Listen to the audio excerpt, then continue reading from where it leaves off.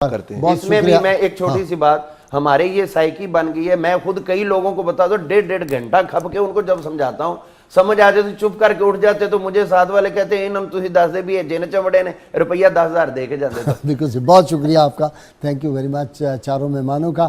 ناظرین کرام، یہ جی کتاب الشفا کبیر سے نسخہ ہے ظالم کے شر سے حفاظت کے لیے۔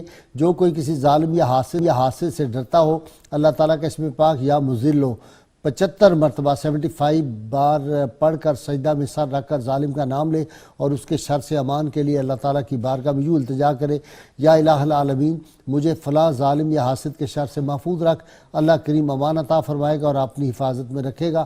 شرط یہ اول کم از کم 11 درود پاک جو آتا ہو وہ ضرور پڑھیں۔ قول حکمت ہے جی، سیدنا علی المرتضیٰ شیر خدا ارشاد فرماتے ہیں، کسی چیز کی حد سے بڑی ہوئی محبت آنکھ کو اندھا اور دل کو بیمار کر دیتی ہے۔ اللہ کریم کی بارگاہ میں عرض ہے اللہ تعالی ہمیں حضور رحمت کونین صلی اللہ علیہ وسلم کی غیر مشروط محبت لامحدود فضائل نصیب فرمائے۔ مجھے بڑی خوشی ہوتی ہے کہ مختلف علماء جو ہیں مختلف مسالک کے، اب انہوں نے بھی یہ کہنا شروع کر دیا ہے کہ ہماری غیر مشروط محبت اور لامحدود فضائل صرف اور صرف نبی عالمین صلی اللہ علیہ وسلم سے ہے، اور انہی کی طرف ہی رجوع کریں۔ سوئے قطار می کشم ناکائے بے زمام راہ، گنبد خضرا کی طرف چلو، وہاں کون سی چیز ہے جو اس بارگاہ سے نہیں ملتی؟ وہ قاسم نعمت ذات صلی اللہ علیہ وسلم ہے۔